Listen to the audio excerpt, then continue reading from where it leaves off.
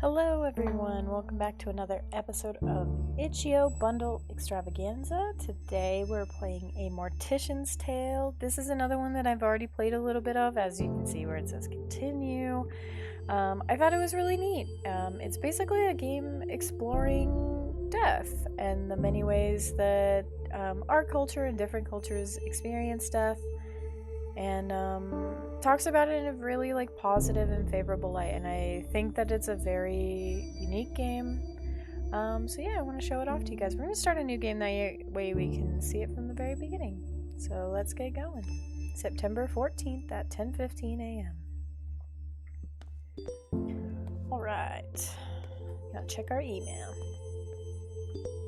I love this music, it's so haunting. Let's read our emails. So this is from Funerals Monthly. So tips for good etiquette at a funeral. This is important because we're going to go to a lot of them. Thanks for subscribing. Each month we bring you a new newsletter featuring a topic pertaining to the death industry. This month is all about good etiquette for attending a funeral. I really can't believe we have to write this one out, but since we said we'll answer your most popular questions, here we are, because this is definitely one of the most popular questions. Funerals are a hard time, and we understand that. But here are some quick and easy rules to remember for being respectful at a funeral. Generally, following the guidelines of don't be a jerk and jerk. Don't be and jerk should work. Don't be on your cell phone. We understand you're busy, but this is a time and place to disengage. If you have to be on your cell phone, don't do so inside the funeral home. Yeah, hard to argue with that one.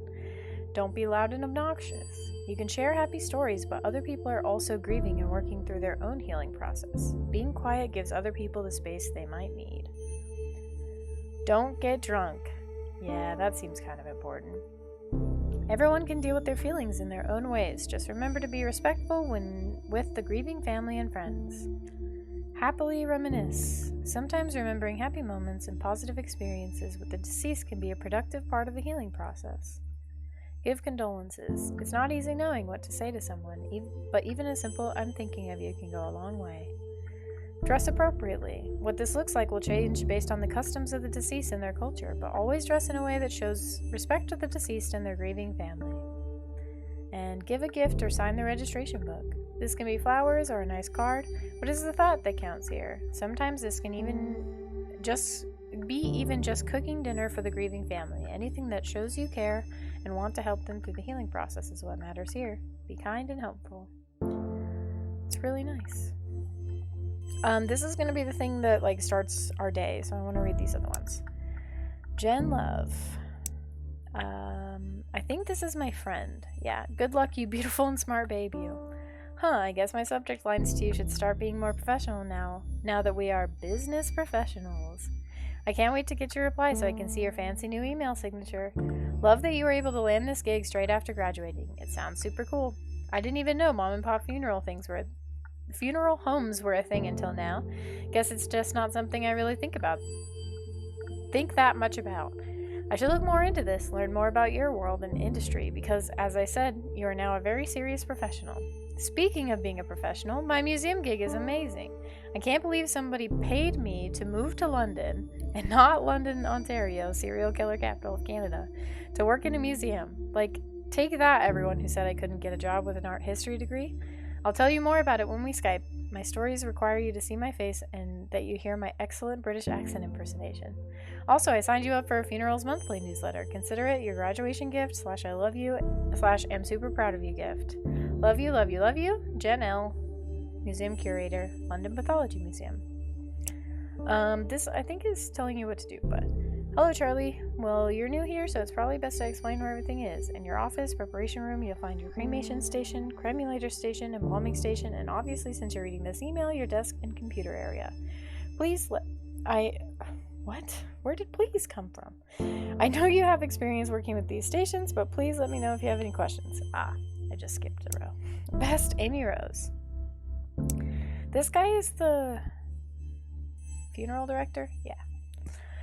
Welcome, Charlie. Nice to meet you. My name's Matthew, and I'm mainly going to be the man who delivers the bodies to you and helps with some of the more heavy lifting. Ever hear that joke about a hearse driver? I'll tell it to you when I come by in a bit. Looking forward to working together. I think you'll enjoy working here. Amy is a sweetheart, but she runs a tight ship. Nothing you can't handle, I'm sure. She wouldn't have hired you otherwise. Hello, and welcome to our new funeral director. Oh, this is like a forward, I think. Yeah. I'd like to take this opportunity to introduce our new funeral director, Charlotte, or Charlie, as she told me she likes to be referred to. Charlie is a recent graduate who came highly recommended and is eager to begin her career here with us at Rose and Daughters Funeral Home. Please take the time to make Charlie feel at home within our little family. We'll have a nice catered lunch this afternoon so we can all get to know each other a little bit better.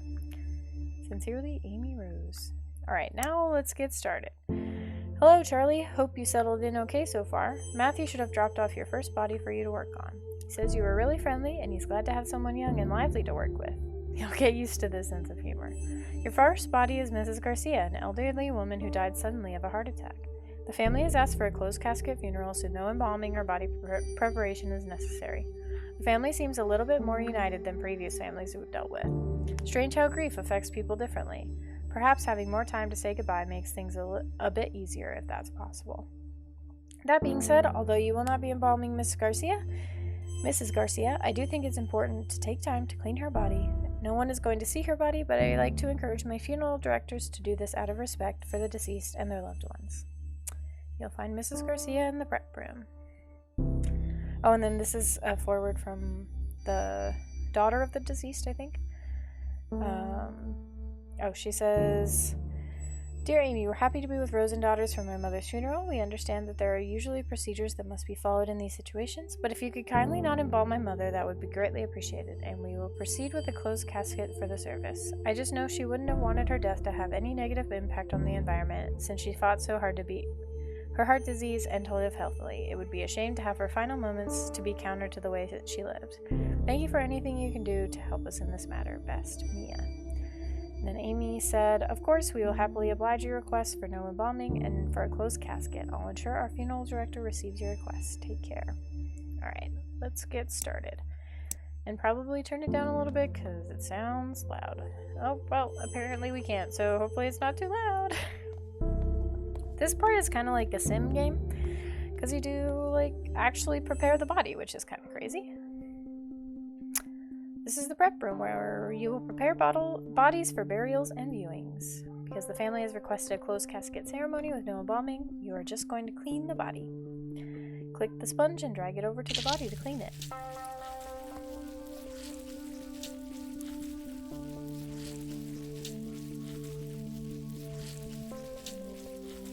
Dun, dun.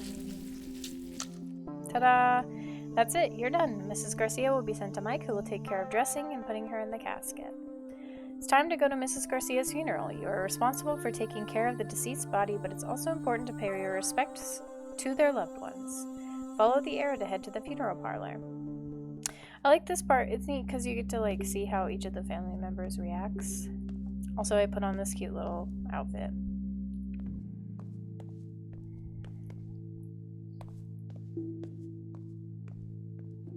Yeah, I heard this family specifically said no embalming. I thought it was mandatory, required by law, but I guess not.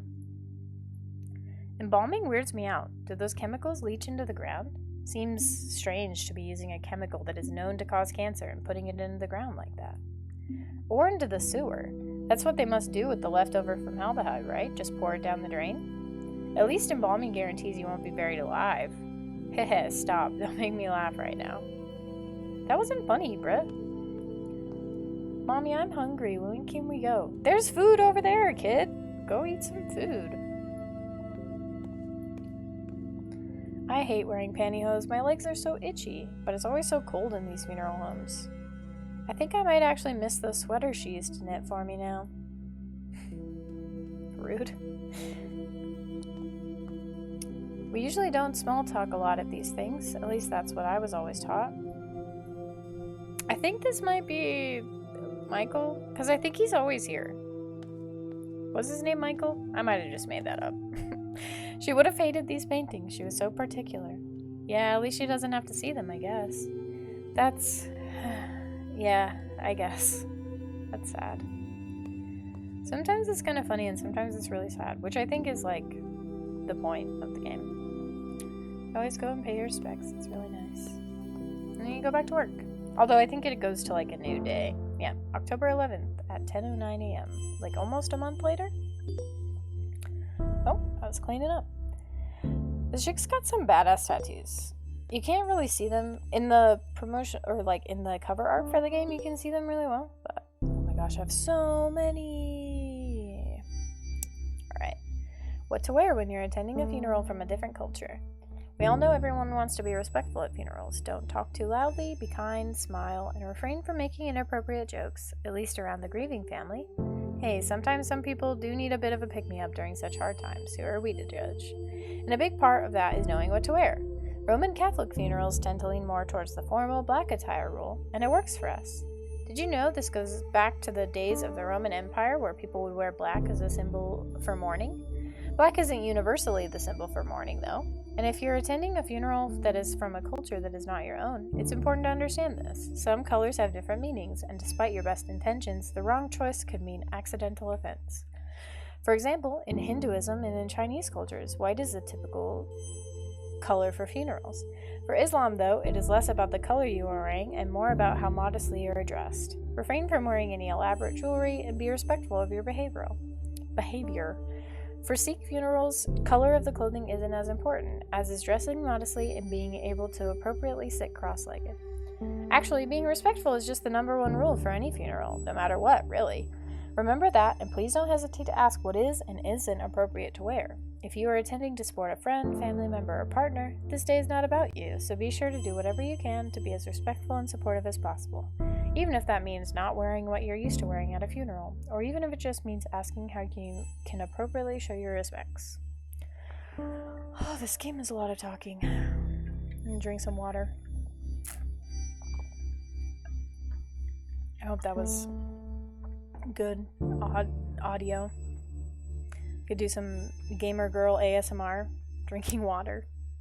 Oh, his name's Matthew. I called him Michael, but you know what? It's close.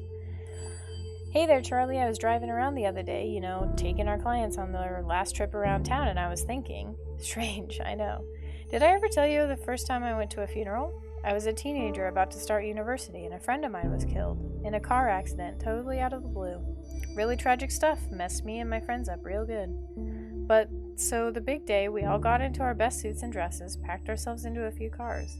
There were a lot of us, so we had at least 3 different cars full of us, like clown cars, While we're in the procession going to the cemetery, somebody in our car got a phone call from a friend in a different car. Turns out some asshat driver who doesn't know not to get in the way of a procession drove through the intersection and smashed straight into our friend's car. Nobody was hurt, thank God, but can you imagine getting that call? Anyways, one of my friends in the same car as me, the one who got the phone call, hung up and just started laughing. Just laughing her ass off in a way that makes you not sure if they're really just crying or if they've gone fully off the deep end. And she laughed, and then we all started giggling because, go figure, life is messed up sometimes, There's no moral, no point to that story, I guess. I just remember that story and I wanted to tell you because we work with death all the time and I still sometimes get caught off guard by what that actually means. Oh, before you get any ideas, that has nothing to do with why I became a funeral director. That decision came totally later and is nothing unremarkable. Somebody has to do it, and I have a strong stomach, so why not? I'll see you in a bit, Charlie. Oh, this is a thank you from the family. Please pass along our deepest thanks to you and your staff for the wonderful job they did with their mother's funeral. It was really lovely. Our family so rarely gets together that it was nice seeing everyone come out for such a beautiful service. My son never gets to see his family. Also, it was incredibly kind of you to let us bring our own food in. Getting to share home-cooked meals, sharing stories, being there together, it meant a lot. So what I'm saying is, it was nice for everyone to be there like that, together in that way. And I know how much of that was due to the work of your staff, especially your funeral director. Thank you for making this difficult time easier for all of us. How nice. This is my friend again. Oh, I think this one, I started reading it and it didn't make any sense the first time, and I realized it's because there's a first message. So, can I rant for just a second? I'm so tired of hearing strangers, colleagues, anybody, male colleagues, get on my case for wearing corsets. I wear them under my blazer and over a nice blouse, so it's not like I'm dressing inappropriately, even though dress codes are such sexist BS anyways. And like, I hate how their misogyny gets veiled in faux concern. Jen, I'm just worried you're damaging your body. You know what corsets do to your livers, right? Corsets don't do anything to livers. They're definitely not hurting me as much as your condescension is hurting my head. Ugh, sorry. I'm out of sorts right now. I'll send you another email in a little bit when I've cooled off a bit. Then she says, okay, so let me explain this in a bit more detail. A colleague and I were discussing the tight lacer's liver specimen we have here at the museum. It's from a woman who died in 1907, and the liver is tapered inwards from what the doctor leading the autopsy believed was too tight lacing on her corset. It's fascinating because it's kind of a controversial topic. Tight lacing was super popular, and while people associated with it with fainting or hysteria, it's actually been associated with visceroptosis, which is when the organs fall to the lower part of the abdomen, which is super unsettling, but can also be caused by getting pregnant. So, TLDR, corsets probably messed up some bones, but likely didn't do this kind of internal organ damage, and I'm tired of the condescension about my wardrobe that also implies I don't know what I'm doing. These are the kinds of things I specifically research, and yet I'm treated like I know nothing about. I'm having a day, Charlie. How sad. I actually recently learned a lot about corsets and how tight lacing wasn't super popular, and it was actually just kind of like a high fashion thing, sort of in the same way that like you would call haute couture fashion super popular, I suppose, but not really. And corsets actually aren't that bad for you. So yeah, learned that one from another YouTuber. So there you go, fun fact for you. Anyway, we're gonna do another job. So here are the instructions for your next body. You did a remarkable job on the first one, and the family was very happy with you. No small feat, of course. Pleasing a grieving family isn't exactly the most comfortable of jobs. Your next job is a man named Mr. Duval. An elderly man died of old age. Nothing fancy, just a standard funeral with embalming. You can reach out to his daughter Lizzie Duval if you have any questions. She's handling her father's passing as well as can be expected. As always, don't hesitate to ask me any questions. Charlie, dear, please remember to wear proper embalming gear. Formaldehyde is extremely dangerous. I know I don't need to tell you, but my maternal instincts are hard to ignore. I promise I won't mother you too much. Well, just a little. Ask Matthew. He knows. Very cute. I love Amy. She's so cute. More water. Gotta take a water break. Maybe you guys can't even hear that. Who knows? Traditional burials typically require embalming, which preserves the body and prevents it from decomposing as quickly. Unless the family requests otherwise, all traditional burials will use embalming. So let's start by cleaning the body. Alright. I don't know how they get these little clouds on them. Seems suspect. It's probably just a visual to make it easier to tell where you've cleaned and where you haven't cleaned, but what if it's not? Oh, we get to shave this one? That's not how razors work at all. In order to break rigor mortis, you'll have to massage the body. Okay, we're gonna... Whoop. Whoop. Whoop. This is not great. I'm gonna glue them shut. The mouth sags and hollows once the body starts decomposing. Click and drag a cotton ball into the mouth to give it shape. What? You just put cotton balls in their mouth? We have to suture it shut.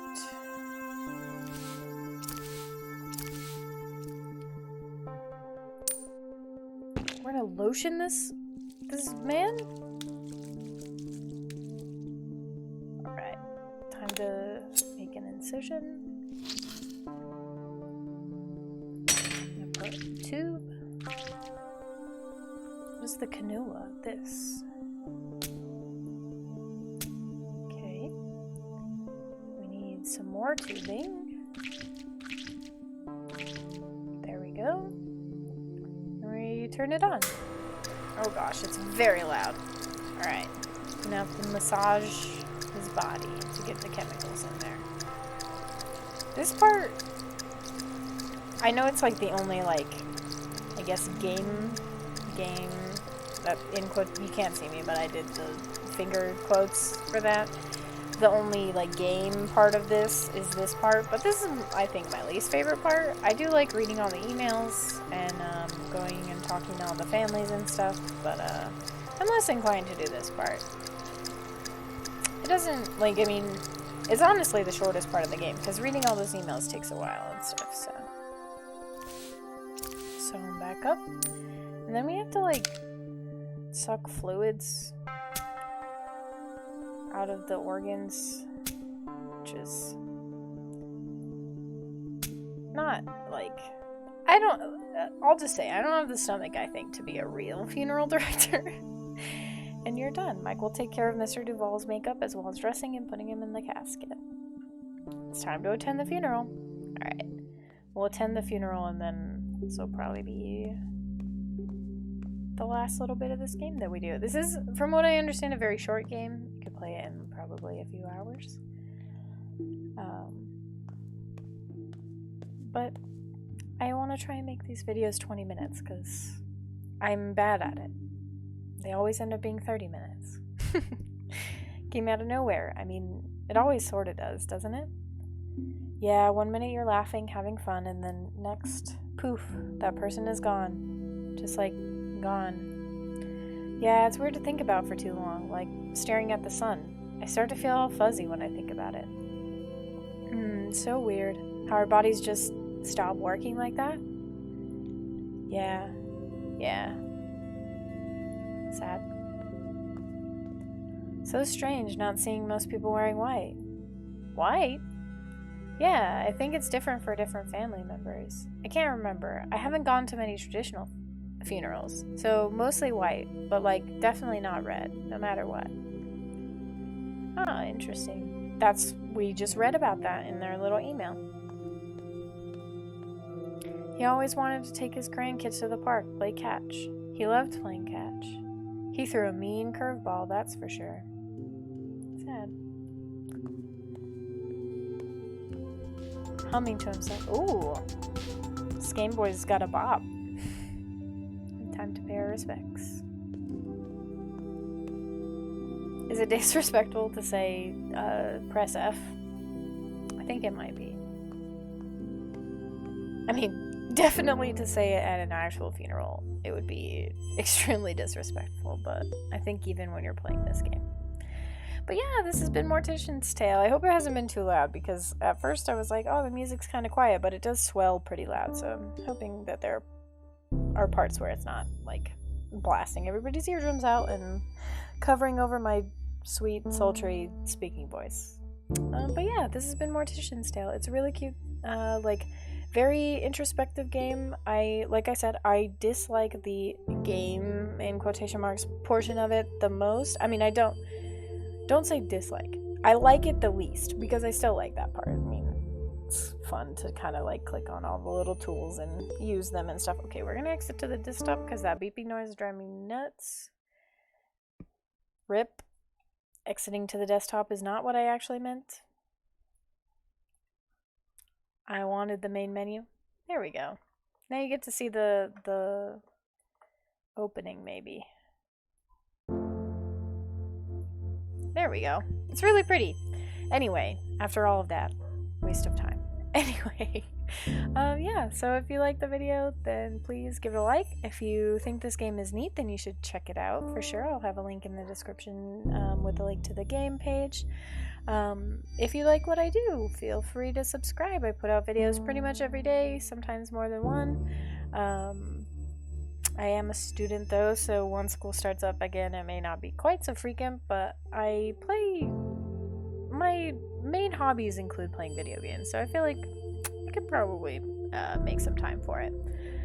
Yeah, so I hope you liked the video, and I will see you all next time. Bye!